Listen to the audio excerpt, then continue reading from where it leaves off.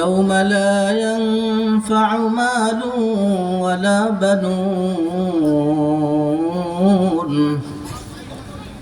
إلا من أتى الله بقلب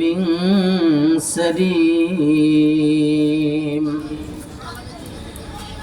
وقال رسول الله صلى الله عليه وسلم: إن الله لا ينظر إلى صوركم وأموالكم ولكن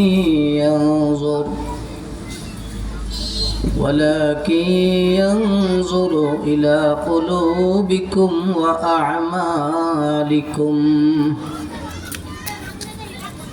أو كما قال رسول الله صلى الله عليه وسلم: آمنت بالله صدق الله مولانا العظيم وصدق رسوله النبي الأمي الكريم، ونحن على ذلك لمن الشاهدين والشاكرين، والحمد لله رب العالمين.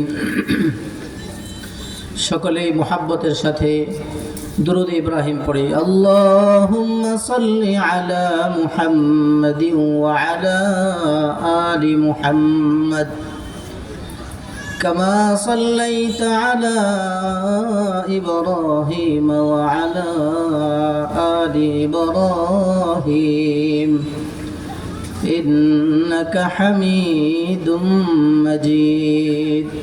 আরো মুহাব্বতের সাথে পড়ুন। আল্লাহুম্মা বারিক আলা মুহাম্মাদিন ওয়া আলা আলি মুহাম্মাদ কামা বারাকতা আলা ইব্রাহিম ওয়া আলা আলি ইব্রাহিম إنك حميد مجيد. لا إله إلا الله، لا إله إلا الله، لا إله إلا الله، لا إله إلا الله، لا إله إلا الله، لا إله إلا الله محمد رسول الله সাল্লাল্লাহু আলাইহি ওয়াসাল্লাম। কদম রসুল পূর্বপাড়া এলাকাবাসীর উদ্যোগে সকল কবরবাসীর নাজাতের জন্য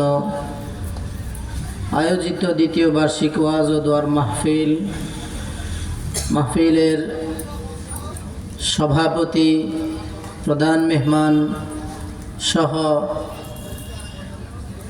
প্যান্ডেলে উপস্থিত সর্বস্তরের ধর্মপ্রাণ মুমিন মুসলমান ভাইয়েরা আমার, পর্দার অন্তরালে অবস্থানরতা আমার মা ও বোনেরা,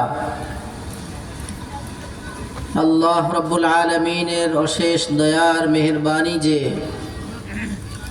আল্লাহ রব্বুল আলামিন আমাদেরকে একটি সুন্দর পরিবেশে জান্নাতের টুকরো বাগানে আসার বসার সুযোগ দিয়েছেন। সকলেই প্রাণ খুলে বলুন আলহামদুলিল্লাহ।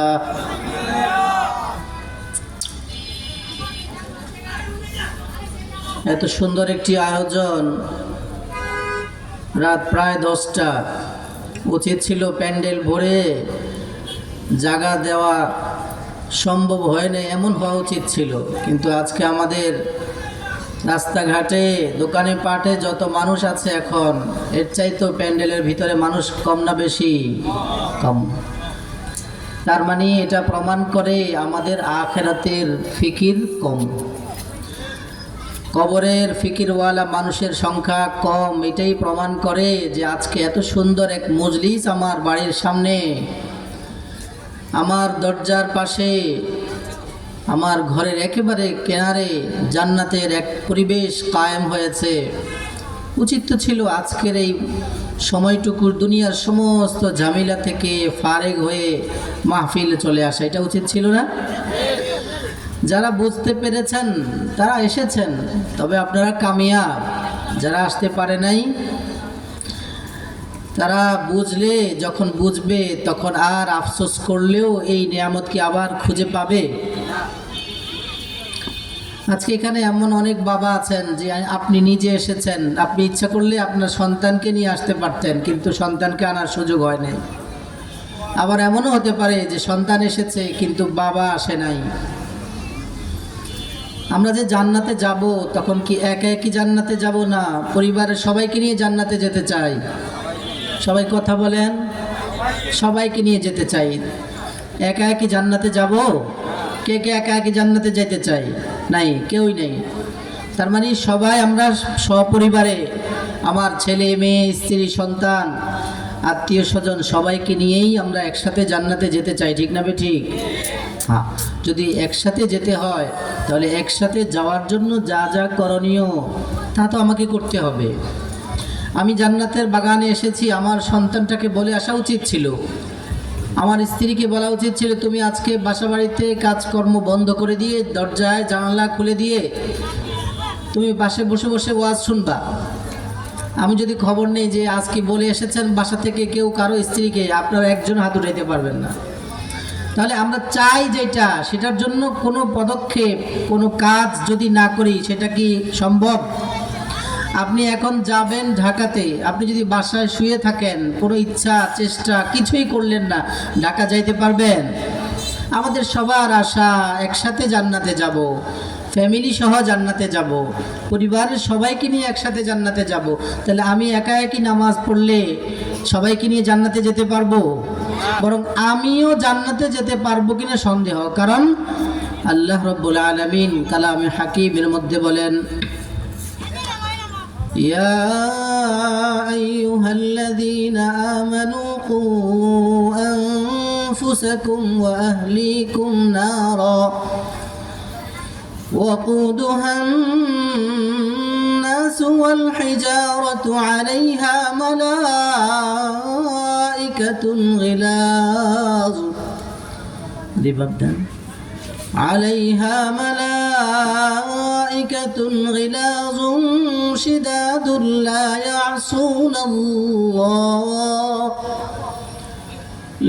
يعصون الله ما أمرهم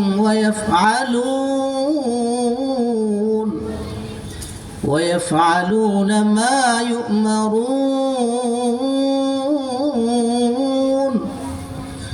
আল্লাহ রাব্বুল আলামিন কালামে হাকিমের এই আয়াতে কারীমের মধ্যে আল্লাহ বলেন, ও দুনিয়ার মানুষ, তোমরা যদি সকলেই জান্নাতে যেতে চাও, তোমরা যদি পরিবারের ফ্যামিলির সবাইকে নিয়ে জান্নাতে যেতে চাও, একসাথে এক যুগে সবাই মিলে জান্নাতে সপরিবারে থাকতে চাও, তাহলে তোমাদের জন্য করণীয় হলো আমি আল্লাহ বলে দেই, শুনে নাও। ও আনফুসাকুম ওয়া আহলিকুম নারা, নিজেও জাহান্নাম থেকে বাঁচো, নিজের পরিবারকেও জাহান্নাম থেকে বাঁচাও। তার মানে নিজেও জান্নাতি আমল করো, তাহলে জান্নাতে যেতে পারবা, জাহান্নাম থেকে বাঁচবা। নিজের পরিবারকেও জান্নাতি আমলের জন্য বলতে থাকো, তাহলে তারাও জাহান্নাম থেকে বেঁচে জান্নাতি আমল করনেওয়ালা হয়ে জান্নাতওয়ালাদের সাথে একসাথে মিলেমিশে জান্নাতে থাকতে পারবে। আল্লাহ বলেন, কু আনফুসাকুম ওয়া আহলিকুম নারা, ওই জাহান্নামের আগুন থেকে নিজেও বাঁচো, পরিবারকেও বাঁচাও। যেই জাহান্নামের ইন্ধন লাকড়ি, আগুনে পোড়াবার জন্য যেই জিনিসটা দিয়ে আগুন জ্বালাবে, আগুন উত্তপ্ত করবে, সেই জিনিসটা হলো মানুষ। মানুষকে জাহান্নামের লাকড়ি হিসাবে ব্যবহার করবেন, আর পাথরকে জাহান্নামের লাকড়ি হিসাবে ব্যবহার করবেন। মুহাদ্দিসিন মুফাসসিরিনে কেরাম বলেন, পাথর দিয়ে কেন আগুনকে জ্বালাবেন? কারণ হলো পাথরের আগুন যদি ধরে তাহলে ওইটার উত্তপ্ততা, ওটার তীব্রতা দুনিয়ার যত আগুন আছে সব কিছুর চাইতে হাজার হাজার কোটি গুণ বেশি। আল্লাহ রাব্বুল আলামিন বলেন, ও দুনিয়ার মানুষ, নিজেও জাহান্নাম থেকে বাঁচো, তোমার ফ্যামিলিকেও জাহান্নাম থেকে বাঁচাও। কোন জাহান্নাম থেকে? যেই জাহান্নামের আগুন জ্বালানো হবে মানুষ দিয়া আর পাথর দিয়া। ওই জাহান্নামের কাজে নিয়োজিত যে সমস্ত ফেরেশতারা থাকবেন, ফেরেশতারা এত কঠিন মেজাজের হবেন, এত কঠিন হৃদয়ের অধিকারী হবেন, আল্লাহ তাদেরকে যা বলবেন তাই করবেন। লা ইয়াসুনাল্লাহ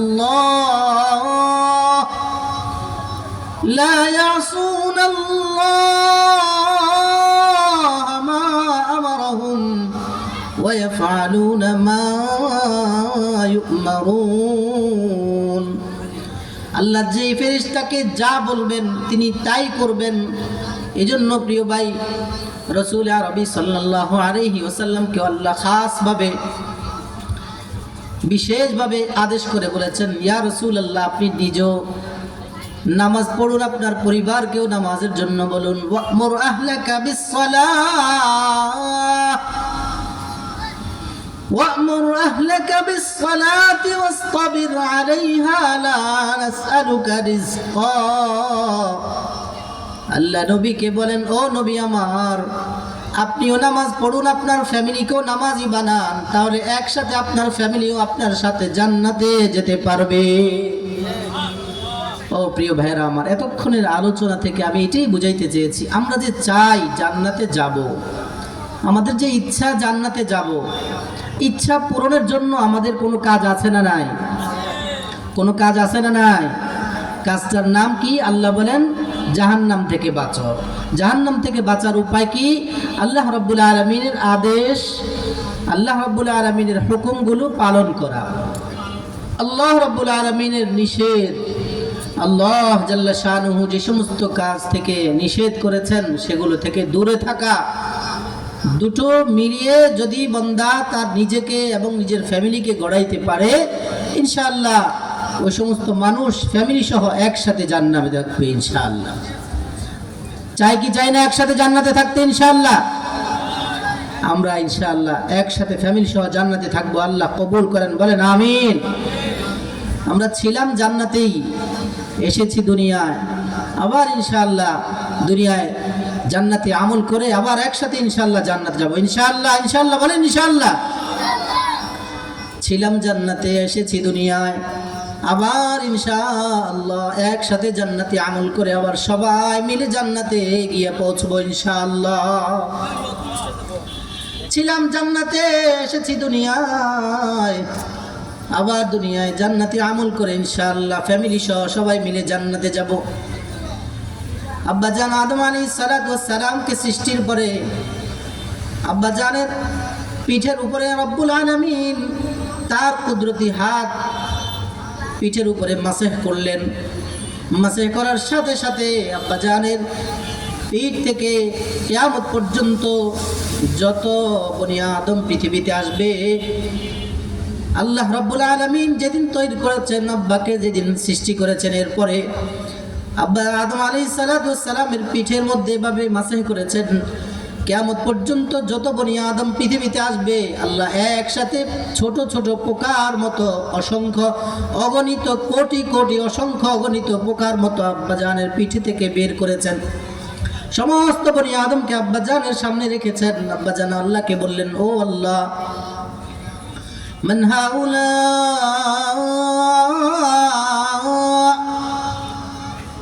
ও আল্লাহ, এরা কারা? এগুলো কি আমি দেখতেছি ছোট ছোট পোকার মতো আমার সামনে আপনি উপস্থিত করেছেন।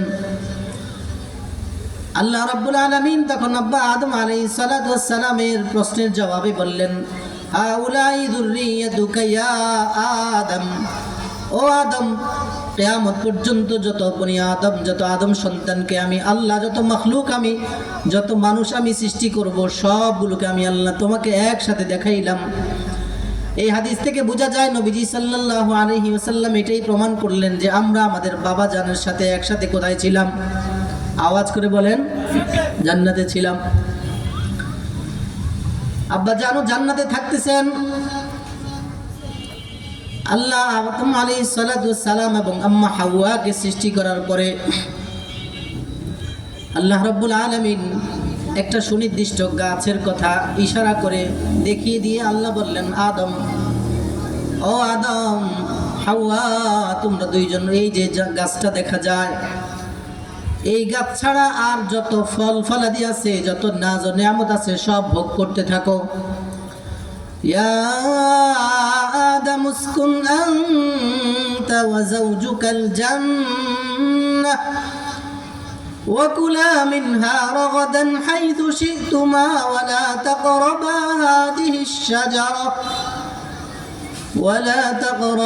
هذه الشجرة فتكونا من الظالمين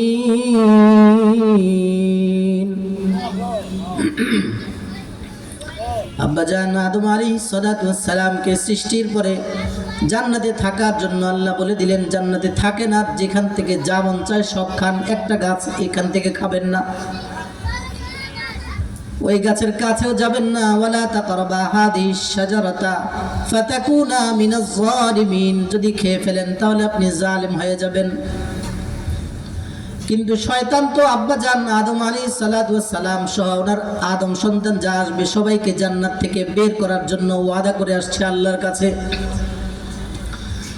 এই জন্য শয়তান কসম খেয়ে আল্লাহ রাব্বুল আলামিনের নামে কসম খেয়ে আব্বাজানকে বলে, ওয়াকাসামাহুমা ইন্নী লাকুমা মিনান নাসিহিন। শয়তান কয়, আদম, খোদার কসম করে বলি, শুনো আদম, এই যে আল্লাহ তোমাকে এই গাছের ফল খাইতে নিষেধ করছে, জানো নি আদম কেন? মা নাহাকুমা রাব্বুকুমা আন হাদিহিশ শাজারাতি ইল্লা আন তাকুনা মালাকাইনি আও তাকুনা মিনাল খালিদিন। শয়তান আব্বাজানকে বলে, ও আদম আলাইহিস সালাতু ওয়াস সালাম, আল্লাহ আপনার জান্নাতে চিরস্থায়ী থাকেন, এটা আল্লাহ চান না। এই গাছের ফল খাইলে আপনি জান্নাতে চিরস্থায়ী হয়ে যাবেন। ধোঁকা দিতেছে কেমনে? কসম খেয়ে, কাসামাহুমা ইন্নী লাকুমা লামিনান নাসিহিন। আল্লাহর কসম করে বলি, আদম, আল্লাহ তোমার জান্নাতে থাকতে, তুমি জান্নাতে চিরস্থায়ী থাকো, এটা আল্লাহ চান না। এই জন্য আল্লাহ তোমাকে এই গাছের ফল খাইতে নিষেধ করছে না, কারণ এই গাছের ফল খাইলে তুমি জান্নাতে চিরস্থায়ী হয়ে যাবে। আসলে কি চিরস্থায়ী হবে না? এই গাছের ফল খেলে আল্লাহর হুকুম অমান্য হলে দুনিয়া আসতে হবে। বিপরীত বিষয়টাকে তুলে ধরছে। আদম আলাইহিস সালাতু ওয়াস সালাম তার স্ত্রী বিষয়টা ভুলে গিয়েছেন। আল্লাহ নিজেই বলেন, ফানাসিয়া আদম, আমি নিষেধ করেছি আদমকে না খাওয়ার জন্য, ওটা তিনি স্মৃতি থেকে ছুটে গেছে। ফালাম নাজিদ লাহু আজমা। এরপরে আল্লাহ বলেন, তিনি গুনাহ করার ব্যাপারে তার মধ্যে আমি কোনো ধরনের সংকল্পতা দেখি নেই, ইচ্ছা করে কোনো গুনাহ করে নাই, ভুলে করেছে। আদম আলাইহিস সালাতু ওয়াস সালাম গাছের ফল খেয়ে ফেললেন। এখন তো আর জান্নাতে আল্লাহ নিষেধ করেছেন, এটা খাওয়া যাবে না। খাওয়ার পরে এখন তো ইস্তেনজার প্রয়োজন হয়েছে, জরুরত ছাড়তে হবে না? কিন্তু জান্নাত তো জরুরত ছাড়ার জায়গা না। দুইজনে আল্লাহর কাছে কান্নাকাটি করলেন, শুরু করলেন, খুব কান্নাকাটি করলেন। এবার আল্লাহ রাব্বুল আলামিন, আমি বলেছিলাম আমরা জান্নাতে ছিলাম, পিঠ থেকে বের করে আদম আলাইহিস সালাতু ওয়াস সালামের সামনে আল্লাহ দেখিয়েছেন। এরপরে বলেছিলাম এসেছি দুনিয়ায়। কখন এসেছি? আব্বা যখন দুনিয়া এসেছেন, আমরাও তখন দুনিয়া এসেছি। আপনার মাইক দুটোর আওয়াজ ক্লিয়ার না, সমান না, এটাতে স্লো, এটাতে আওয়াজ বেশি, দুটোটা সমান আওয়াজ দেন। আদম আলাইহিস সালাতু ওয়াস সালামকে আল্লাহ রাব্বুল আলামিন বললেন, আদম, আমি নিষেধ করেছি, তুমি আমার নিষেধের পরেও ফল খেয়ে ফেললা। এখন তো ফল খাওয়ার সাথে সাথে জান্নাতি পোশাক যা পরানো ছিল সব খসে পড়তেছে।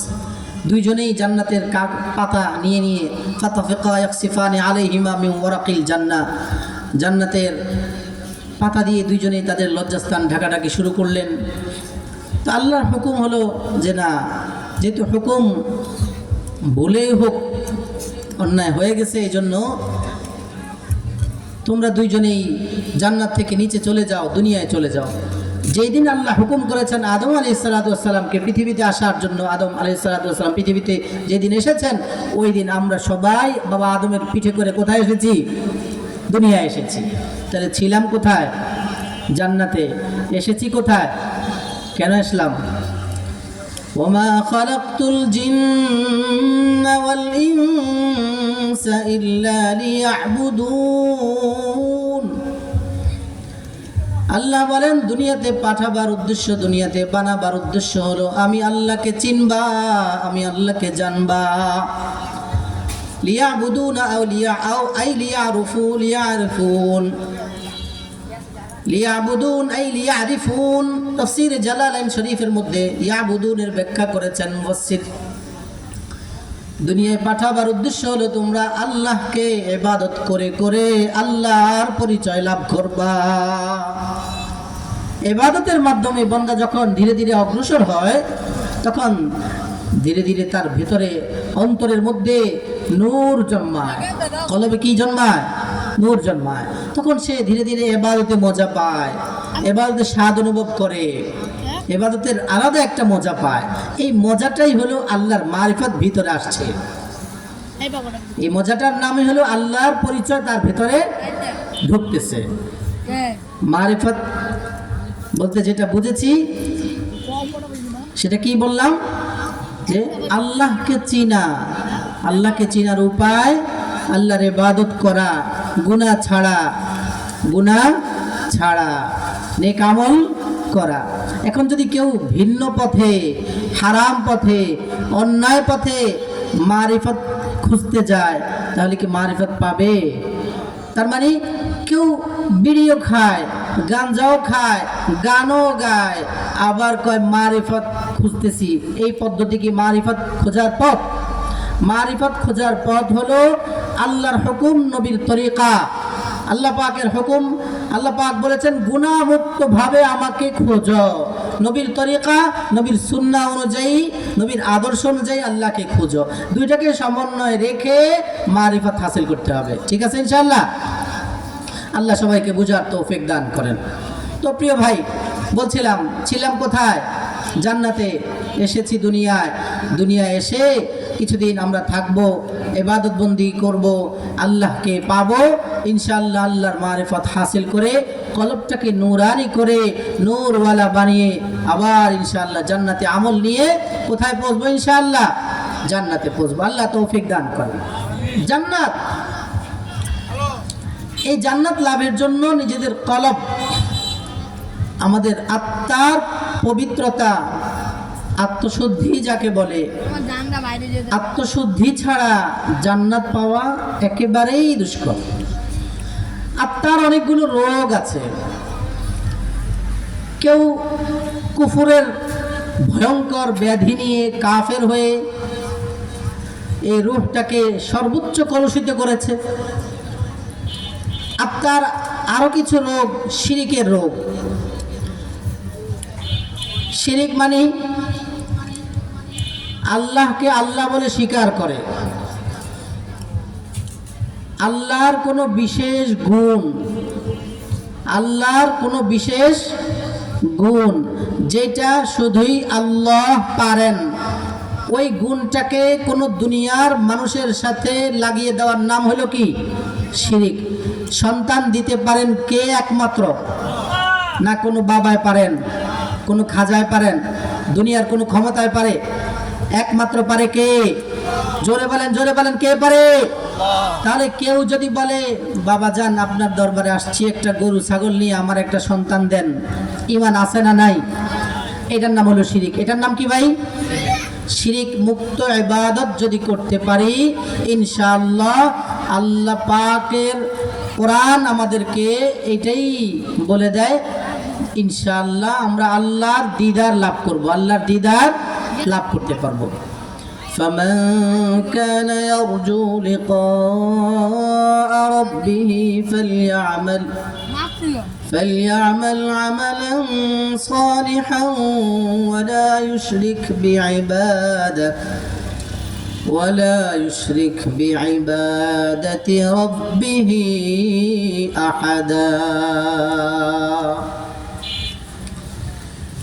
আল্লাহ বলেন, ও আমার বান্দারা, তোমরা যারা আমার সাক্ষাৎ চাও, আমার দিদার চাও, আমার সাথে মোলাকাত চাও, জান্নাতে আমাকে দেখবার চাও, তোমাদের জন্য দুইটা কাজ।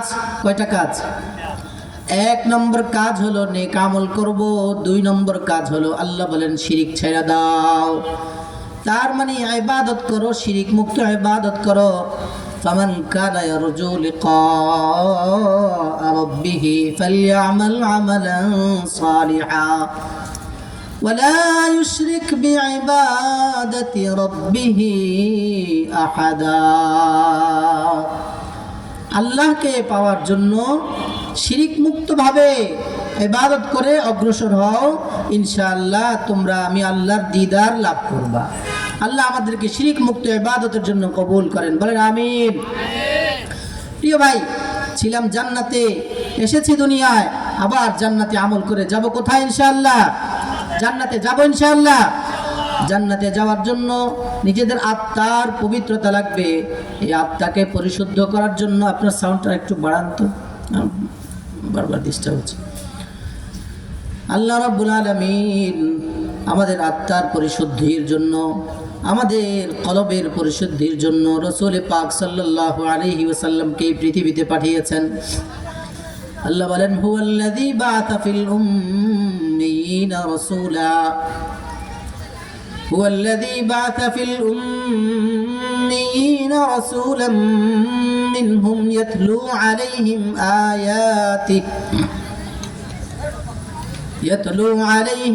آياته ويزكيهم ويعلمهم الكتاب والحكمة وإن كانوا من قبل لفي ضلال مبين। নবীজি সাল্লাল্লাহু আলাইহি ওয়াসাল্লামকে আল্লাহ এই পৃথিবীতে পাঠিয়েছেন অনেকগুলো মিশন নিয়ে। অন্যতম একটা দায়িত্ব নবীজিকে দিয়েছেন, ও নবী, আপনি যদি চান আপনার উম্মত সবাই জান্নাতি হোক, নবী হে, আপনি যদি চান আপনার সমস্ত উম্মত জান্নাতি হোক, তাহলে আপনার জন্য দায়িত্ব হলো আপনি আপনার উম্মতের কলবটাকে পাক করেন, কলবটাকে পরিষ্কার করেন। আপনার উম্মতের কলব থেকে শিরকের রোগ, বেদাতের রোগ, নাফরমানির রোগ, হিংসা আর অহংকারের রোগ যা আছে সবগুলো দূর করেন। আপনার উম্মতের কলবটাকে পরিশুদ্ধ করেন, তাহলে ইনশাআল্লাহ আপনার উম্মতের সবাই মিলে আপনি সহ জান্নাতে যাইতে পারবেন। মক্কার মানুষেরা শিরক কুফর এই অন্ধকারের মধ্যে, শিরক কুফরের অন্ধকারের মধ্যে নিমজ্জিত ছিল। তারা কুফরির মধ্যে আর শিরকের মধ্যে নিজেদের জীবনটাকে সবসময় দিনাতিপাত করত। আল্লাহ রাব্বুল আলামিন ওই মানুষগুলোর আত্মাকে সংশোধন করার জন্য শুধু আমাদের নবীকে আমাদের উম্মতে মুহাম্মাদের জন্য পাঠিয়েছেন। এর পূর্বে যত নবীদেরকে আল্লাহ পাঠিয়েছেন সমস্ত উম্মতের জন্য, তাদের নবীদেরকে, তাদের উম্মতদের কলব পরিষ্কারের জন্য আল্লাহ দুনিয়াতে পাঠিয়েছেন। আমাদের নবী আসার পূর্বে মক্কার কাফেররা, মক্কার মুশরিকরা বাইতুল্লাহ শরীফের মধ্যে 360টি মূর্তি রেখে উলঙ্গ অবস্থায় নারী পুরুষ একসাথে তওয়াফ করত। এবার বুঝেন আপনি, আল্লাহর ঘরের মধ্যে তারা মূর্তি রেখে চারদিকে উলঙ্গ অবস্থায় নারী পুরুষ একসাথে তওয়াফ করত। কতটা শিরক, কতটা কুফুরের মধ্যে, কতটা অন্ধকারের মধ্যে ওই যুগ ছিল। আল্লাহ রাব্বুল আলামিন ওই অন্ধকার যুগটাকে নূরওয়ালা যুগ বানিয়ে আমাদের প্রিয় নবী সাল্লাল্লাহু আলাইহি ওয়াসাল্লামকে দুনিয়ায় পাঠিয়ে উম্মতের কলবের পরিষ্কারের জন্য জিম্মাদারি দিয়ে দিলেন। আর উম্মত কলব পরিষ্কার করবে, কলব পাক করবে, ইনশাআল্লাহ উম্মত জান্নাতি হবে। কোথায় যাবে? ইনশাআল্লাহ। এজন্য রাসূল বলেছেন, ইন্নাল্লাহা লা ইয়ানজুরু ইলা সুওয়ারিকুম ওয়া আমওয়ালিকুম। এই বান্দারা, এই উম্মতেরা আমার আল্লাহ তোমাদের চেহারা দেখবেন না, তোমাদের আকার আকৃতি দেখবেন না, কে সুন্দর, কে কালো, কে লম্বা, কে মোটো, কে চিকন, এগুলো আল্লাহ দেখবেন না। জান্নাতে ঢোকানোর মাপকাঠি এটা না। এবং কার টাকা পয়সা কেমন, কে কত বড় ধনী, কে কত বড় ক্ষমতাওয়ালা, এগুলো জান্নাতে ঢোকার মাপকাঠি না। তাহলে কি দেখবেন আল্লাহ জান্নাতে দেওয়ার জন্য? ওয়ালাকিন ইয়ানজুরু ইলা কুলুবিকুম ওয়া আমালিকুম। নবীজি নিজেই বলেন, আমার আল্লাহ তোমাদের কলবটা দেখবেন। আর তোমাদের আমলটা দেখবেন, তোমাদের কলবের মধ্যে এই যে আমলগুলো করেছো, কাকে দেখানোর জন্য করেছো? আল্লাহকে দেখাবার জন্য করেছো না মানুষকে দেখানোর জন্য করেছো? আজকে এই যে ওয়াজ মাহফিলের ব্যবস্থা করেছো, ওয়াজ মাহফিলে এসেছো, মানুষকে দ্বীনের কথা বলছো, মানুষকে আখিরাতের কথা বোঝাচ্ছ, এই সব কিছুর মধ্যে নিয়তটা কি? আমি আল্লাহর জন্য তোমার ইবাদত না, আমি আল্লাহকে নাখুশ করে কোনো বান্দাকে খুশি করার জন্য তোমার ইবাদত। ওয়ালাকিন ইয়ানজুরু ইলা কুলুবিকুম ওয়া আ'মালিকুম। নবীজি সাল্লাল্লাহু আলাইহি ওয়াসাল্লাম বলেন, আল্লাহ রাব্বুল আলামিন তোমার কলব দেখবেন, কলবের মধ্যে কোনো রোগ আছে কিনা, কলবের মধ্যে বদনিয়ত আছে কিনা। তোমার নামাজ কি আল্লাহকে খুশি করার জন্য না বান্দাকে খুশি করার জন্য? তোমার দান সাদাকা এটা আল্লাহর জন্য না মানুষকে খুশি করার জন্য, মানুষের কাছে বাবা পাওয়ার জন্য?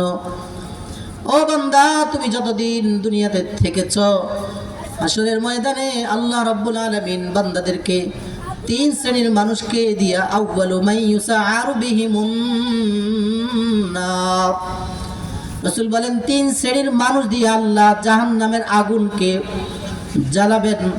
প্রথম আগুনকে, জাহান্নামের আগুনকে প্রথম জ্বালাবেন যে তিন শ্রেণীর মানুষ দিয়ে, তাদের এক নম্বর শ্রেণী হলো ওই সমস্ত আলেম, ওই আলেম যে আলেম নামে কিন্তু জালেম সত্যিকারে, মানুষকে হক কথা গোপন রেখে না হকগুলোকে, অন্যায়গুলোকে মিষ্টি মুখে সুর দিয়া দিয়া শুনাইছে।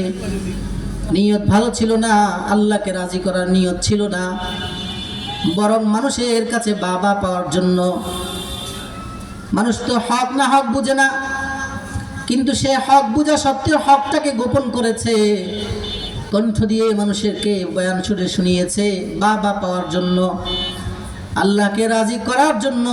মানুষকে আল্লাহকে রাজি করার জন্য তার ইবাদত ছিল না, বয়ান করেছে মানুষের বাবা পাওয়ার জন্য। হক কথাগুলো সমাজের মধ্যে বলে নাই, না হক কথাগুলোকে মানুষের সামনে বলে বলে মানুষের দিলটাকে হকের বিপরীতে তৈরি করে ফেলেছে।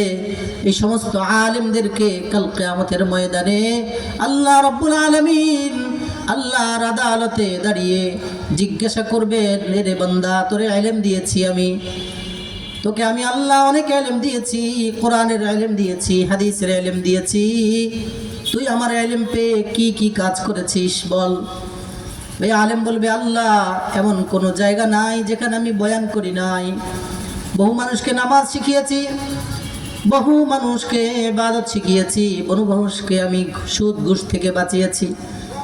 আল্লাহ বলবে, হ্যাঁ বান্দা, কথা ঠিকই বলেছ, কিন্তু এই সব কিছু তুমি তোমার সুনামের জন্য করেছ। তোমাকে মানুষ আলেম বলবে, তোমাকে মানুষ বড় মুফতি সাহেব বলবে, বড় ওয়াইজ বলবে, বড় বক্তা বলবে, এই জন্য করেছ। ফেরেশতাদেরকে আল্লাহ বলবেন, ও ফেরেশতারা যাও, এই জালিমকে টাইনা হেসরা নিয়ে জাহান্নামের আগুনে ঢুকায়া দাও। বলেন নাউজুবিল্লাহ, বলেন নাউজুবিল্লাহ।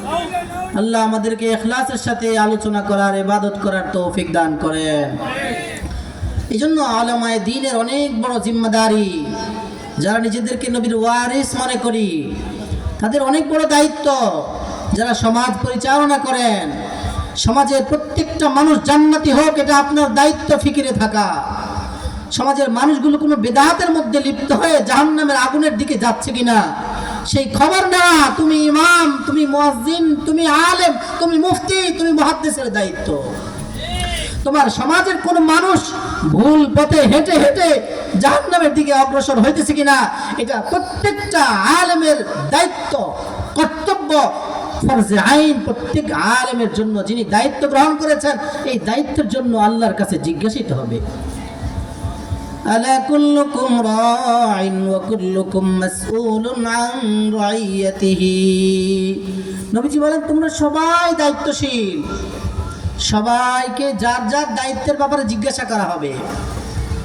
অতএব আপনি যদি ঘরের কর্তা হন, ঘরে আপনার স্ত্রী আপনার অধীনস্থ, আপনার মেয়ে, আপনার ছেলে, সবাই আপনার অধীনস্থ, এদের সবার ব্যাপারে আপনাকে রোজ হাসরে জিজ্ঞাসা করবেন আল্লাহ। আরে বান্দা, তোমাকে দুনিয়াতে আমি এই ক্ষমতা দিয়েছি, তোমার অধীনস্থ এই ছিল, ওদের দায়িত্ব কতটুকু পালন করেছ? আপনি যদি সমাজ সেবক হন, সমাজের গণ্যমান্য ব্যক্তিত্ব হন, তা আপনার দায়িত্ব সমাজের মানুষের খোঁজখবর রাখা, সমাজের মানুষের জিম্মাদারি আপনি কতটুকু পালন করেছেন এটা আল্লাহ জিজ্ঞাসা করবেন। এজন্য যার যার দায়িত্বের ব্যাপারে উত্তর দেওয়ার জন্য ওই কাঠগড়ায় দাঁড়াবার আগেই আমাদের সবাইকেই ওই মালিকের আদালতে দাঁড়াবার আগেই প্রস্তুতি নেওয়া। এজন্য আল্লাহ বলেন, فَأَمَّا مَنْ خَافَ مَقَامَ رَبِّهِ وَنَهَى النَّفْسَ عَنِ الْهَوَى فَإِنَّ الْجَنَّةَ هِيَ الْمَأْوَى فَأَمَّا مَنْ خَافَ مَقَامَ رَبِّهِ وَنَهَى النَّفْسَ عَنِ الْهَوَى فَإِنَّ الْجَنَّةَ هِيَ الْمَأْوَى আল্লাহ বলেন, দুইটা কাজ করো, তোমার ঠিকানা হবে জান্নাত। কয়টা কাজ? এক নম্বর কাজ, নিজের নফসের বিরুদ্ধে চলো। দুই নম্বর কাজ হলো দিলের মধ্যে আনো এটা যে আমাকে আমার আল্লাহর সামনে আদালতে কিবরিয়াতে দাঁড়াতে হবে। রোজে মাহশরে কিয়ামতের দিনে আমার আল্লাহর সামনে দাঁড়িয়ে, আমার আল্লাহর সামনে হাজিরি দিয়ে আল্লাহর সামনে আমাকে জবাবদেহিতার কাঠগড়ায় দাঁড়াতে হবে। দুইটা জিনিস মাথায় রেখে যদি তোমার জীবনটাকে সুন্দরভাবে পরিচালনা করতে পারো, বান্দারে, তোমার জীবনের সব গুনাহ ধীরে ধীরে ছুটে যাবে। কারণ যার দিলের ভিতরে আছে আমার মাওলা আমাকে দেখতেছেন, আমার মাওলা আমার উপর নারাজ হবেন আমি যদি গুনাহ করি, আমি যদি নামাজ না পড়ি, আমার মাওলা আমাকে জাহান্নামের আগুনে জ্বালাবেন। এই ভয় যার ভিতরে আছে সে কোনোদিন নামাজ ত্যাগ করতে পারবে না। এই ভয় যার ভিতরে আছে সে কোনোদিন শিরকের আড্ডাখানায় জমা হইতে পারে না। এই ভয় যার ভিতরে আছে সে কোনোদিন বেদাতের মধ্যে লিপ্ত হতে পারে না। এই ভয় যার আছে সে কোনোদিন সুদ খাইতে পারে না, ঘুষ খাইতে পারে না। সুদ ঘুষ দুইটা হালাল না হারাম? কেমন হারাম? গু যেমন হারাম, এর চাইতে জঘন্য হারাম। রাসূল বলেন, দিরহামু রিবান ইয়াকুলুহুর রিবা ইয়াকুলুহুর রাজুলু ওয়া হুয়া ইয়ালামু আশাদ্দু মিন 36 জারিয়া। যাই না শুই না, 1 দিরহাম কয় টাকা? 1 টাকা খাইলো আপন মায়ের সাথে 36 বার জিনা করলে যে অন্যায়, এর চাইতে ভয়ঙ্কর গুনাহ তার আমলনামায় লেখা হবে। নাউজুবিল্লাহ, বলেন নাউজুবিল্লাহ। এই জন্য সুদি লেনদেন যারা করি, যারা করেছি, তওবা করি, ছেড়ে দেই, আল্লাহর কাছে ক্ষমা চাই। কারণ আমরা ছিলাম জান্নাতে, এসেছি দুনিয়ায়, দুনিয়া এসেছি জাহান্নামের কাজ করার জন্য না। দুনিয়া এসেছি কিছুদিন দুনিয়ায় থাকবো, আর জান্নাতি কাজ করে ইনশাআল্লাহ সবাই মিলে ফ্যামিলি সহ একসাথে যাব কোথায়? ইনশাআল্লাহ জান্নাতে। আল্লাহ তৌফিক দান করেন। তো বলছিলাম যে কলবের পরিশুদ্ধি লাগবে। জান্নাতে যাওয়ার জন্য কি লাগবে? কলবের পরিষ্কার পরিচ্ছন্নতা, পরিশুদ্ধি। এই জন্যই কলব যার ভালো, তার জায়গাও ভালো, তার ঠিকানাটাও জান্নাত। যার কলব খারাপ, তার জায়গা কি খারাপ, তার জায়গা হবে কোথায়? জাহান্নাম। কলব সাফ, কলব পরিষ্কার, কলবের মধ্যে কোনো ধরনের গুনাহ নাই, ওই লোকটা পৃথিবীর সেরা মানুষ। কলব যার যত পরিষ্কার হবে তার জান্নাতি পদমর্যাদা তত বেশি হবে।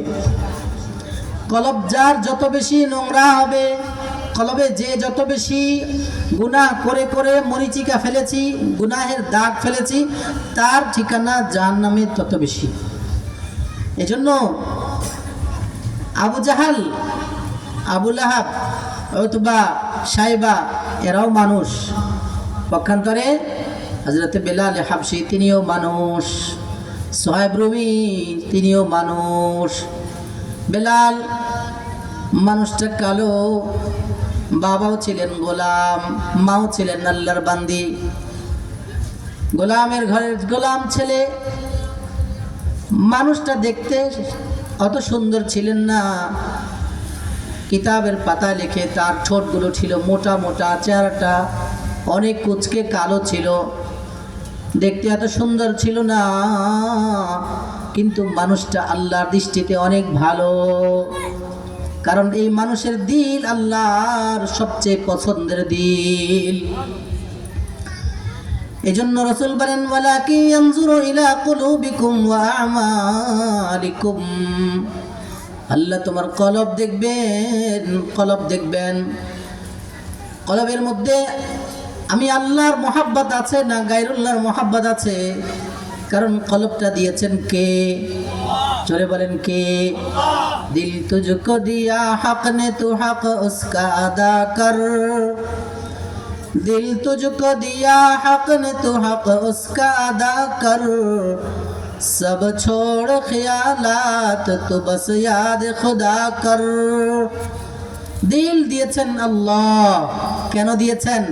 গুনাহ, শিরিক, বিদআত, কুফর, অন্যায়, জুলুম, গুনাহ করে কলবকে নাপাক করার জন্য না, না, না। কলব দিয়েছেন আল্লাহ, আল্লাহর নূর বসাবার জন্য, আল্লাহর মোহাব্বত বসাবার জন্য, আল্লাহর মারিফত কলবে বসাবার জন্য, আল্লাহকে পাওয়ার জন্য। এজন্য আল্লাহর আশিক বলেন, দিল তুঝকো দিয়া হক নে তু হক উসকা আদা কর। দিল আল্লাহ দিয়েছেন, অতএব তুমি আল্লাহর হক আদায় করো এই কলব দিয়ে। কিভাবে আদায় করব? সব ছোড় খেয়ালাত তু বস ইয়াদ খুদা কর। আর দুনিয়ার সব ঝামেলা, ধান্দা, নাফরমানি, গান্দেগি দুনিয়া থেকে সরে যাও। নিজেকে আখিরাত ওয়ালা বানাও, আল্লাহর শরণ ওয়ালা বানাও, নেক আমল ওয়ালা বানাও। ইনশাআল্লাহ তোমার কলব হবে আল্লাহ ওয়ালা কলব। তো প্রিয় ভাই, বলতেছিলাম যে 3 শ্রেণীর মানুষ দিয়ে আল্লাহ আউয়ালু মা ইউসআরু বিহিমুন নারু ইয়াউমাল কিয়ামা, কিয়ামতের দিন আল্লাহ রাব্বুল আলামিন 3 শ্রেণীর মানুষ দিয়ে জাহান্নামের আগুনকে প্রথম জ্বালাবেন।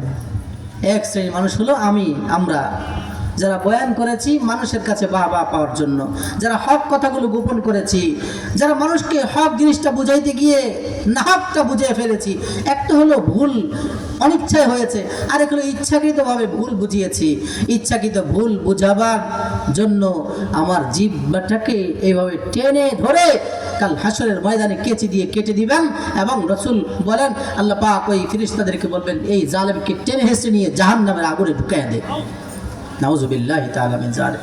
এই হাদিস রওয়ায়াত করার সময় রাওয়ী বেলা হযরতে আবু হুরায়রা রাদিয়াল্লাহু তাআলা একে একে 3 বার বেহুশ হয়ে পড়েছেন। বলেন যে রাসূলের কত হাদিস আমি মুখস্থ করেছি, কত হাদিস আমি শুনিয়েছি, না জানি কোন কথা এদিক সেদিক হয়ে গেছে, কোন কারণে জানি আমাকে জাহান্নামে জ্বলতে হয়। দ্বিতীয় হলো যারা সমাজে, যারা মানুষকে দান করে বাহবা পাওয়ার জন্য, মানুষের কাছে বাহবা পাওয়ার জন্য যারা দান খয়রাত করে, মানুষের খুশির জন্য, আল্লাহকে খুশি করার জন্য না, এই সমস্ত মানুষগুলোকে আল্লাহ ডাক দিবেন। ওই আলেমের মতো এখানেও ডাক দিবেন আল্লাহ। ডাকবেন, তোমাকে অনেক সম্পদ দিয়েছি, টাকা পয়সা অর্থ করে অনেক কিছু দিয়েছি, সব টাকা পয়সা কি করেছো? সব খেয়ে ফেলেছ? না আল্লাহ, এমন কোনো মসজিদ নাই যে মসজিদে আমি দান করি নাই, এমন কোনো মাদ্রাসা নাই যেখানে দান করি নাই, এমন কোনো মাহফিল নাই যেখানে দেই নাই, আমি সব জায়গায় দিয়েছি আল্লাহ। আল্লাহ বলবেন, কথা ঠিকই বলেছ, দিয়েছ, তবে আমাকে পাওয়ার জন্য দেশ নেই রে বান্দা। ইযহাবু ইলাল্লাযীনা কুনতুম তুরাউনা ফিদ দুনিয়া। এবার আল্লাহ ফেরেশতাদেরকে বলবেন, ওরও নিয়ে জাহান্নামের আগুনে ঢুকায় দাও। অন্য রাওয়ায়াতে আল্লাহর হাবিব বলেন, এই জালেমদেরকে বলা হবে, ইযহাবু ইলাল্লাযীনা কুনতুম তুরাউনা ফিদ দুনিয়া। দুনিয়ায় যাদেরকে দেখাবার জন্য আমল করেছিস, নেক আমল করেছ, রোজা রেখেছ, হজ করেছ, যাকাত দিয়েছ, দান খয়রাত করেছ, ওয়াজ করেছ, নসিহত করেছ, যাদেরকে দেখাবার জন্য সবগুলো করলা, ওই সবগুলো মানুষের কাছে যাও, যা ওখান থেকে তোমাদের নেক আমলের সওয়াব নাও। ওই হাসরের ময়দানে আল্লাহ ছাড়া আর কোনো কারো ক্ষমতা চলবে? সেদিনের ক্ষমতা একমাত্র কার? লিমানিল মুলকুল ইয়াউমা লিল্লাহিল ওয়াহিদ। لمن الملك اليوم لله الواحد القهار। একমাত্র ক্ষমতা, একক ছত্র ক্ষমতার মালিক কে? আওয়াজ করে বলেন কে? ইন্নাল্লাহা আলা কুল্লি শাইইন কাদির। সর্বময় ক্ষমতার অধিকারী মালিক একমাত্র কে ভাই? আল্লাহ। ওই আল্লাহর সামনে কারো ক্ষমতা চলবে ওই দিন? দুনিয়ার দাপটশীল ক্ষমতাশীল ভাইয়েরা আমার, ক্ষমতা ওই দিন চলবে না। এই জন্য জুলুম করা যাবে না, অন্যায় করা যাবে না। তো আপনি যদি দুনিয়ায় কারোর জন্য কোনো আমল করে থাকেন, এখন সময় আছে, সুযোগ আছে তওবা করার, ইস্তেগফার করার, মাফ চাওয়ার। মরার আগে আল্লাহকে বলবেন, আল্লাহ অনেক কাজ করেছি, নেক আমল, সবগুলো তো মানুষকে দেখাবার জন্য করেছি। এই মুহূর্তে ওয়াদা দিলাম, লজ্জিত এই আমলের উপরে, অন্যায়ের উপরে ছাইড়া দিলাম, ভবিষ্যতে আর অন্যায় করব না, মাফ চাই আল্লাহ। মাওলায় পাকের নাম হলো গফফার, সত্তার। তিনি গফফারুল যুনুব, সত্তারুল উয়ুব। সাথে সাথে আপনার দু চোখ পানি দেখে আল্লাহ আপনাকে মাফ করে দিবেন। আর যদি আপনি ক্ষমা না নিয়ে যান, হাসরের ময়দানে আল্লাহ এমনভাবে ধরবেন, আর যাদেরকে দেখাবার জন্য আমল করেছেন আল্লাহ বলবেন, ধমক দিয়া, রাসূল বলেন ধমক দিয়ে আল্লাহ, ইযহাবু, যা জালেম, ওখানে যা, যাদেরকে দেখাবার জন্য নেক আমল করেছিলি ওদের কাছে গিয়ে তুই আজকে সওয়াব নিয়ে আয়। ওখানে চাইলে দিবে? আল্লাহ আমাদেরকে মাফ করে দেন, আমাদেরকে নেক আমল আল্লাহর জন্য করার তৌফিক দান করেন। ও প্রিয় ভাই, তাহলে বলছিলাম কলবটাকে কি করতে হবে? সাফ রাখতে হবে। এই কলব পরিষ্কারের জন্যই আল্লাহ পাক প্রিয় নবী সাল্লাল্লাহু আলাইহি ওয়াসাল্লামকে অনেকগুলো জিম্মাদারি দিয়ে দুনিয়াতে পাঠিয়েছেন। এর অন্যতম একটা কথা বলেছিলাম, আল্লাহ উম্মতকে, আল্লাহ নবী উম্মতের জন্য দোয়া করেছেন, আল্লাহ আমার উম্মতদের সবাইকে নিয়ে জান্নাতে থাকতে চাই। তখনই আল্লাহ বললেন যে উম্মত যদি জান্নাতে নিয়ে যেতে চান, আপনার উম্মতের কলবের মধ্যে কোনো রোগ যেন না থাকে। উম্মতকে কলব থেকে, উম্মতকে কলবের গুনাহ থেকে পরিষ্কার করে নিয়ে আসেন।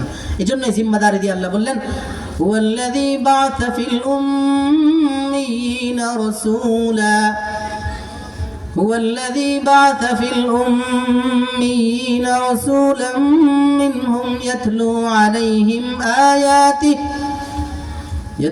আলাইহিম আয়াতিহি ওয়া ইউযাক্কিহিম ওয়া ইউআল্লিমুহুমুল কিতাবা ওয়াল হিকমাহ وإن كانوا من قبل لفي ضلال مبين। আল্লাহর হাবিব সাল্লাল্লাহু আলাইহি ওয়াসাল্লাম জিম্মাদারি পালন করতেছেন, মক্কার লোকদেরকে কলবের রোগ থেকে পরিষ্কার করে করে সবাইকে জান্নাতি বানাবার ফিকির করতেছেন, চেষ্টা করতেছেন। জালেম আবু জাহল, আবু লাহাব, উতবা, শাইবা একের পর এক নবীজির উপর জুলুম আর নির্যাতন, নিষ্ঠুর চালাইতেছে। তারপরে নবী আমার উম্মতকে জান্নাতি বানাবার জন্য আবু লাহাবের এই বারণের মধ্যে কোনো ধরনের ভ্রুক্ষেপ না করে নিজের মিশনকে নিজে চালিয়ে যাচ্ছেন। যত জুলুম, যত নির্যাতন, যত ধরনের কষ্ট নবীজিকে দিয়েছে, নবীজি তিনি তার কাজকে ধারাবাহিকতার সাথে একের পর এক উম্মতকে জান্নাতি বানাবার জন্য কালিমায়ে তাওহীদের বাণী শিখাইতেছেন। একের পর এক উম্মত জান্নাতি হওয়ার জন্য, ধীরে ধীরে জান্নাতি হওয়ার জন্য ঈমান ও ইসলামের ছায়াতলে আসতেছে।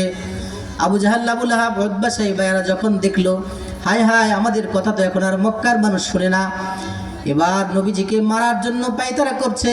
আর সেই দিন প্যারা নবী মুহাম্মদুর রাসূলুল্লাহ সাল্লাল্লাহু আলাইহি ওয়াসাল্লামকে আল্লাহ রাব্বুল আলামিন নিজ দয়ায়, নিজ আশ্রয়ে হেফাজত করেছেন। গারে সাউরের মধ্যে হিজরতের ঘটনা আপনারা সবাই জানেন। আবু বকর রাদিয়াল্লাহু তাআলা আনহুকে নিয়ে নবীজি সাল্লাল্লাহু আলাইহি ওয়াসাল্লাম হিজরত করে মদিনায় চলে এসেছেন।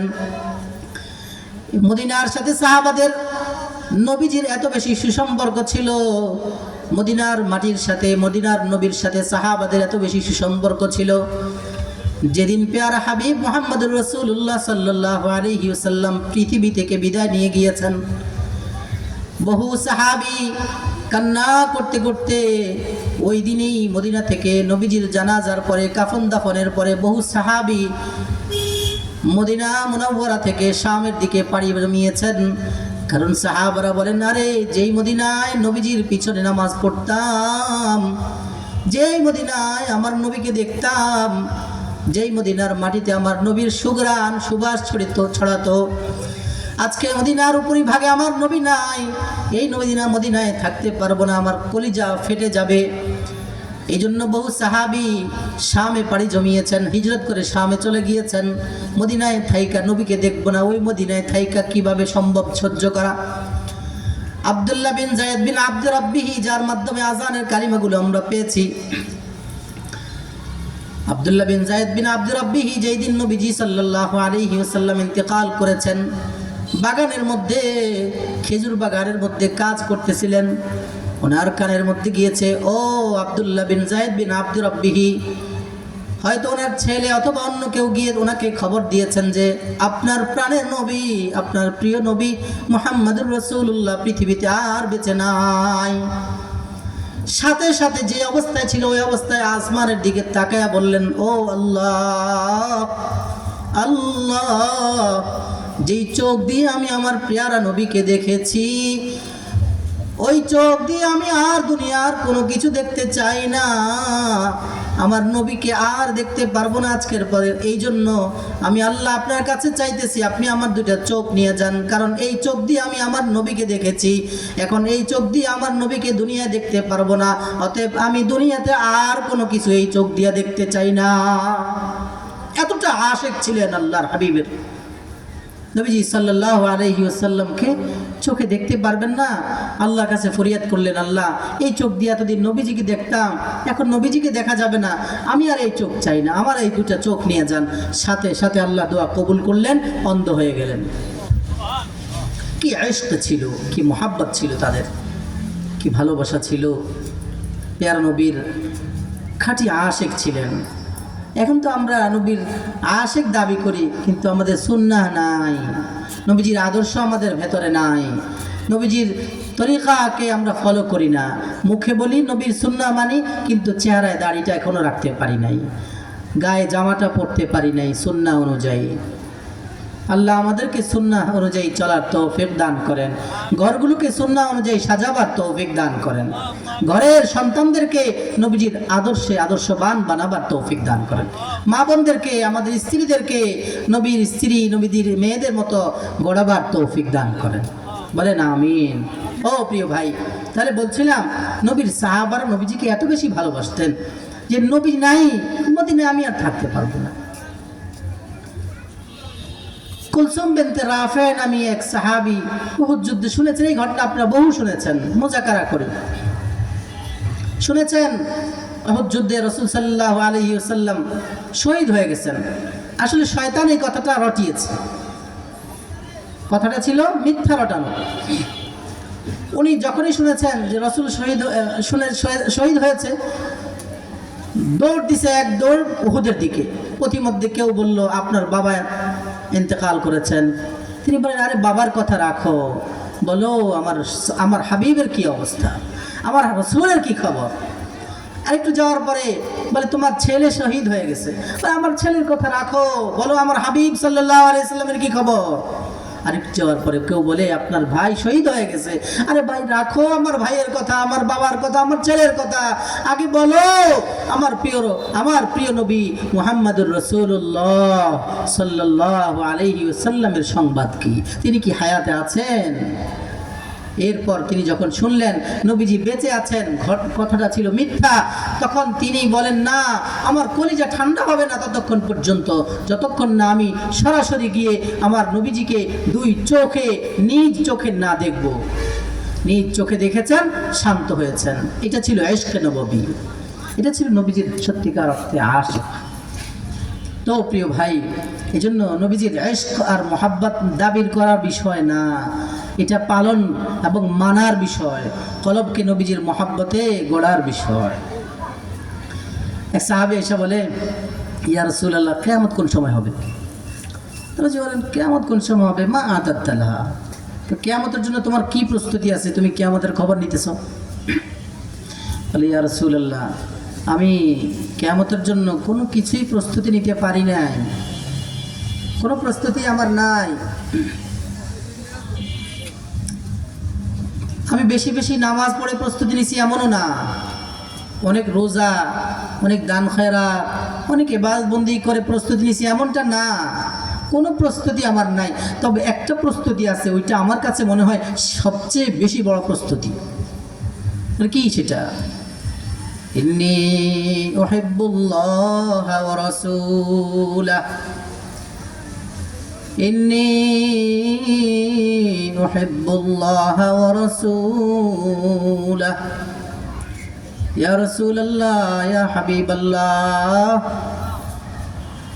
বেশি নামাজ আমার নাই, বেশি রোজাও আমার নাই, দান খয়রাতের আমল আমার এত বেশি নাই, সামান্য সামান্য কিছু আমল নেক আমল আমি করেছি। তবে একটা জিনিস আমার আছে পাথেয়, সেটা হলো আমি আল্লাহকে ভালোবাসি, আল্লাহর পরে সবচেয়ে বেশি মহাব্বত করি আপনি মুহাম্মদুর রাসূলুল্লাহ সাল্লাল্লাহু আলাইহি ওয়াসাল্লামকে।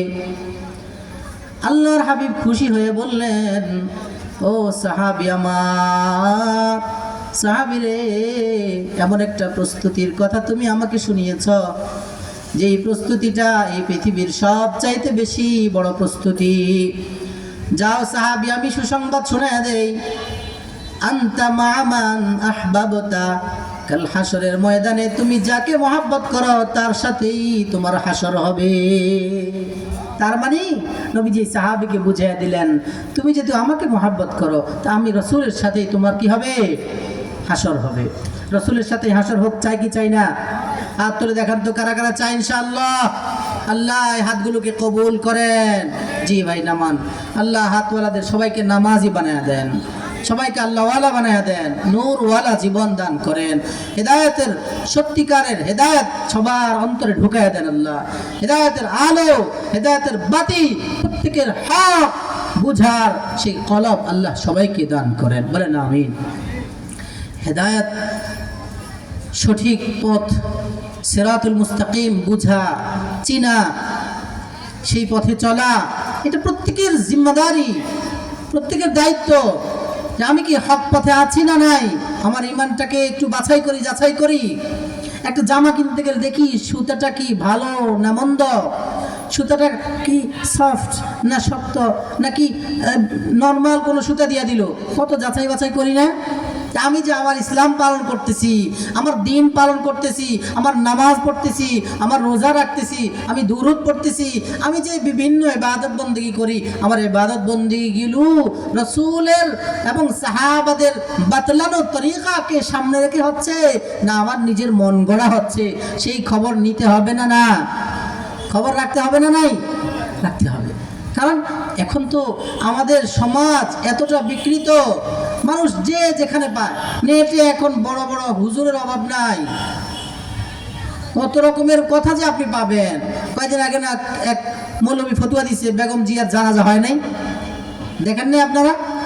ফতুয়া দিয়ে দিছে বেগম জিয়ার জানাজা হয় নাই, কারণ কয় জানাজার নামাজে সূরা ফাতিহা পড়ে নাই। আচ্ছা, জানাজার নামাজে সূরা ফাতিহা পড়তে হবে এই পর্যন্ত শুনেছেন?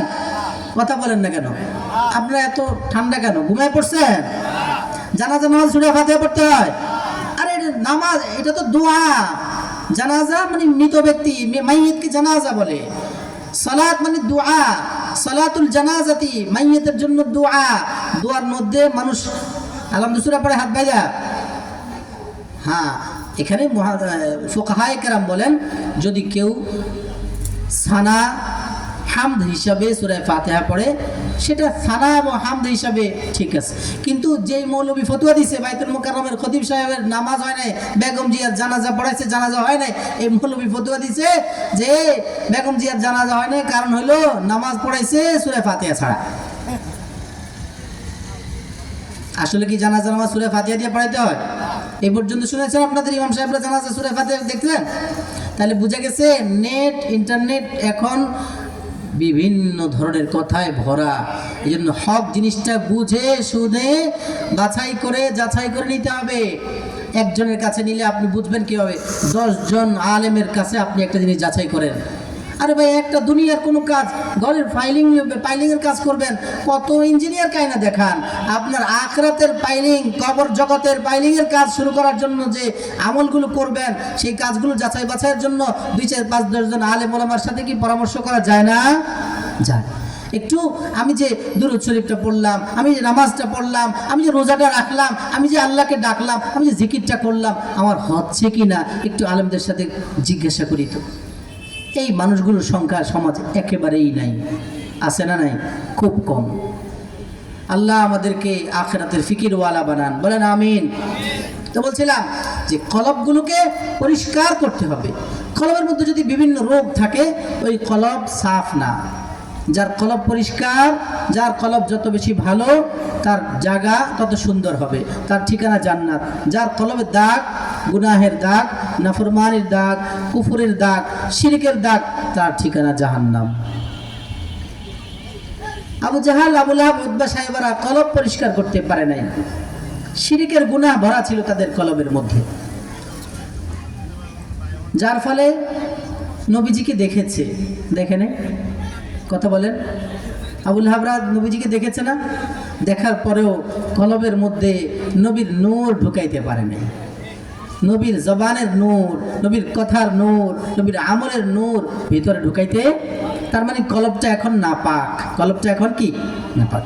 এই নাপাক হওয়ার কারণে আবু জাহাল, আবু লাহাব, উতবা সাহেবদের জায়গাও হবে নাপাক জায়গা, জাহান্নামে।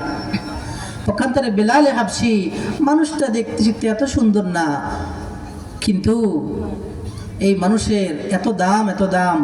দুনিয়াতে আজান না হলে, জমিনে আজান না হলে আসমানে সূর্য ওঠে না, এত দাম বেলাল হাবশির।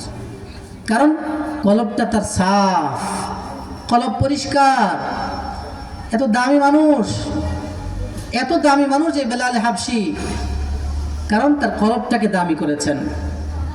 যার ফলে আল্লাহর হাবিব সাল্লাল্লাহু আলাইহি ওয়াসাল্লামকে যেই বাহনে করে জান্নাতে ঢুকানো হবে, সেই বাহনের রশি ধরে ধরে বেলাল হাবশি কোথায় যাবেন? জান্নাতে যাবেন। আল্লাহু আকবার। বেলাল হাবশির কলব এত পরিষ্কার ছিল, এই কলবওয়ালা মানুষকে আল্লাহ খুব মহাব্বত করতেন। এই বেলাল হাবশি রাদিয়াল্লাহু তাআলা আনহু ব্যাপারে রাসূল বলেন, আমি মেরাজের রাতে জান্নাত জাহান্নাম দেখার জন্য আল্লাহ আমাকে নিয়ে গিয়েছেন, সব কিছু দেখালেন। আমি আমার নিজের সামনে দিয়ে বেলালের পায়ের কদমের আওয়াজ শুনতে পেলাম। আমি হাঁটতেছি, আমার কাছে আওয়াজ হলো বেলালের আওয়াজের, হাঁটার আওয়াজের মতোই তো আওয়াজ শোনা যায়, বোঝা যায়। নবীজি সাল্লাল্লাহু আলাইহি সাল্লাম বেলাল রাদিয়াল্লাহু তাআলা আনহুকে মেরাজ থেকে আসার পর জিজ্ঞেস করলেন, বেলাল, কিন্তু জান্নাতে গেলাম, মেরাজ থেকে এসে যে জিনিসটা আমি তোমাকে বলতে চাই সেটা হলো, আমি শুনলাম জান্নাতের মধ্যে আমার আগে আগে তোমার আওয়াজ শোনা যায়।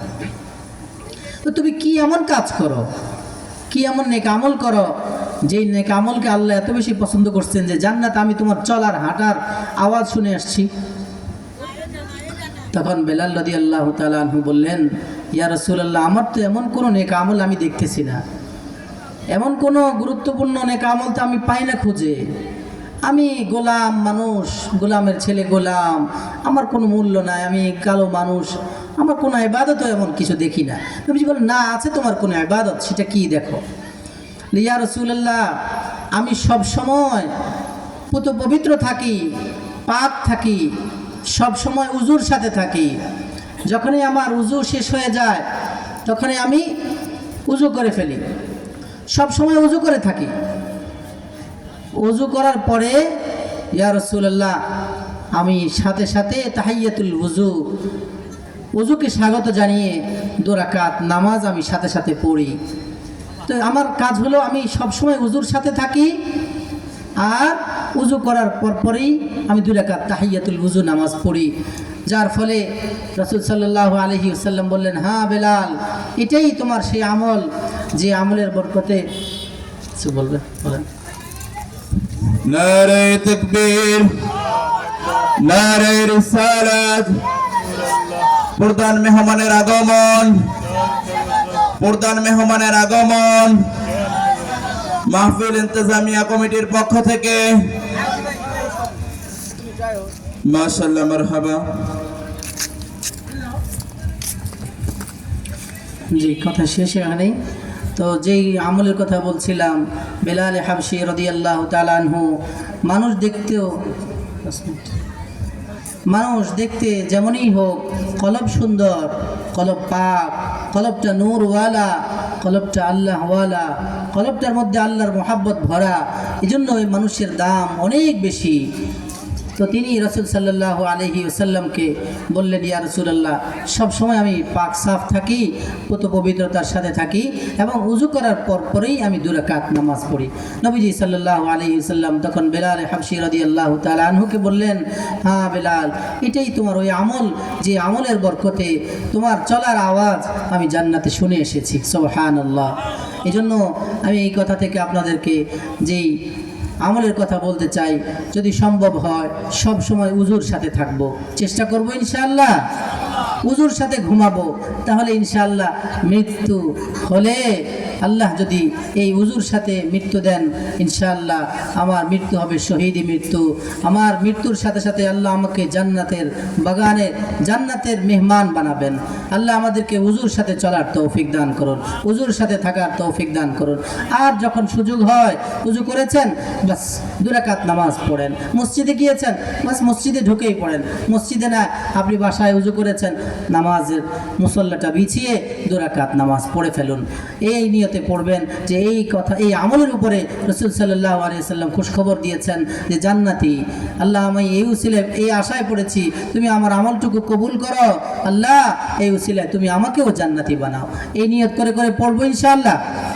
সর্বশেষ আরেকটি আমল, রাসূল সাল্লাল্লাহু আলাইহি ওয়াসাল্লাম এক হাদিসে পাকের মধ্যে বলেন, মান সাল্লা আলাইয়া আশরান হিনা ইউমসি ওয়া হিনা ইউসবিহ, যে ব্যক্তি সকালবেলা 10 বার দুরূদ শরীফ পড়বে আমার শানে, আমার উপরে, আবার সকালবেলা পড়বে 10 বার, আবার রাতের বেলা, সকালবেলা ফজরের পরে পড়লেন, আবার মাগরিবের পরে যদি আবার 10 বার পড়েন, রাসূল পাক সাল্লাল্লাহু আলাইহি ওয়াসাল্লাম বলেন, আদরাকাতহু শাফাআতি ইয়াউমাল কিয়ামা, কিয়ামতের দিন আমার এই উম্মত আমার সুপারিশ পেয়ে যাবে ইনশাআল্লাহ। এই জন্য সুপারিশ পেতে চাই তো ইনশাআল্লাহ। তাহলে আমরা কি করব? দিনে 10 বার, রাতে 10 বার, দিনে 10 বার দুরূদ শরীফ পড়বো। ওই দুরূদ শরীফটা আমার সুন্দর হয় কিনা, ওই দুরূদ শরীফটা সুন্নাহ তরিকা কিনা, আমার রাসূলের বাতলানো পদ্ধতি কিনা, আহলুস সুন্নাহ ওয়াল জামাতের হকপন্থী উলামায়ে কেরাম এই দুরূদ শরীফকে সমর্থন করেন কিনা। একটু আগে যে বলেছিলাম, আমার দুরূদ শরীফটাকে যেটা আমি পড়বো ওটা যাচাই বাছাই করবো ইনশাআল্লাহ। যেই আমলে করি, আজকে থেকে আমি আমার এই আমলটাকে কমপক্ষে 5-10 জন আলেমের সাথে যোগাযোগ পরামর্শ করে ইনশাআল্লাহ করব। ঠিক আছে ইনশাআল্লাহ। কারণ এখন তো বলছিলাম না, বহু মানুষ আছে ফতোয়া দেওয়ার মতো। এই জন্য নিজেদের সমস্ত আমলকে আগে হুজুরদের কাছে যাব, আলেমদের কাছে যাব, আমার এই কাজটা করতেছি, এই কাজটা কতটুকু সুন্দর। আপনি আপনার মহল্লার ওলামাদের সাথে যেমন পরামর্শ করতে পারেন, আপনার আশেপাশে আরও যারা ওলামায়ে কেরাম আছেন তাদের সাথেও পরামর্শ। যেখানে যাবেন, আপনি বেড়াইতে গিয়েছেন, ওখানে আলেম হুজুরের পিছনে নামাজ পড়েছেন, হুজুরকে একবার জিজ্ঞেস করেন না যে আমাদের মহল্লার মসজিদে এমন শুনেছি, এমন পড়েছি, আজকে এখানে আরেক রকম দেখলাম, হুজুরকে জিজ্ঞেস করি, দুই রকম হয়ে গেল কেন? আচ্ছা ঠিক আছে, আমি আরেক জায়গায় জিজ্ঞেস করি। এভাবে একটু যদি নিজেদের আমলগুলোকে গোছানো যায়, সাজানো যায়, নূরওয়ালা বানানো যায়, ইনশাআল্লাহ আপনাদের এই আমলগুলো, আপনাদের ছোট্ট ছোট্ট আমলগুলো জান্নাতে যাওয়ার জন্য বড় পাথে হবে। আল্লাহ আমাদেরকে আমল করার তৌফিক দান করুন। হযরত চলে এসেছেন, আমার উস্তাদুল্লাহ, হযরতকে বসিয়ে 2-4টা কথা বলেছি, আফওয়ান, জাযাকুমুল্লাহ। আল্লাহ সবাইকে আমল করার তৌফিক দান।